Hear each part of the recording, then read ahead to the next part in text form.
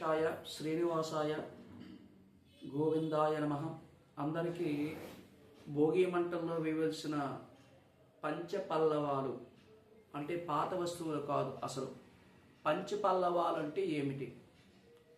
2026 మకర సంక్రాంతి పండుగ ముందు రోజు భోగి పండుగ జరుపుకుంటాం. ఇది సంక్రాంతి వేడుక నాంది పలుకుతుంది.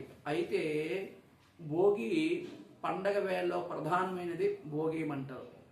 భోగి మంటలు అంటే కేవలం నిప్పు పెట్టడం కాదు, ఇది గతాన్ని వదిలి భవిష్యత్తును సానుకూలంగా ఆహ్వానించడం అనేది ప్రాతిక. అయితే నేటి ఆధునిక యుగంలో భోగి మంటలు అంటే పాత వస్తువులు కాల్చడం అనేలా చేస్తున్నారు.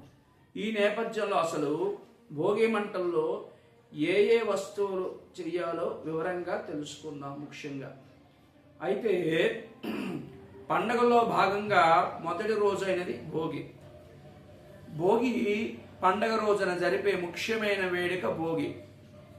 భోగి మంటలు గత తాలూకా కష్ట నష్టాలు ఆ మంటల్లో తగలబెట్టి భౌతిక ఆత్మీయ శుద్ధిని సాధించాలి.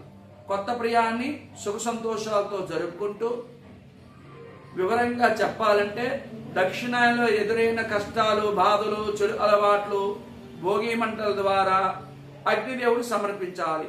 రాబోయే ఉత్తరాయణంలో సుఖ సంతోషాలతో సానుకూలంగా శక్తితో ముందుగా సాగాలని కోరుకుంటూ ఈ యొక్క భోగి మంటలు వేడుక జరుపుకుంటాము.